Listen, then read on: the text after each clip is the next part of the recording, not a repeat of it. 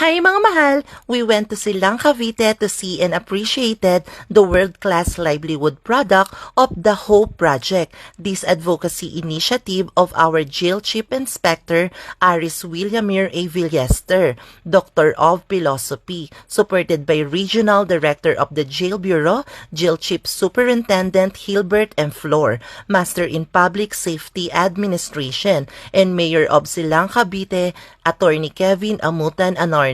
This profitable program launched to provide financial assistance for those who qualified and deserving PDLs or person deprived of liberty to give them a second chance and another better life in the future. Ang galing din ng platform na to para paglaya nila, meron din silang fund to start over again. And good example, a former PDL from General Trias Cavite, si Mr. Louis Delgado. Imagine how really incredible talented talaga ng mga PDL for making artworks that showcase merge wood and metal crafts with captivating paintings, wearable arts including bags, shoes, and t-shirt with full emotion with the heart that tells story of hope and inspiration. Malaki talaga na itulong ng gobyerno for their full rehabilitation. They only need support and proper guidance. Please embrace the power and creativity of the HOPE Project.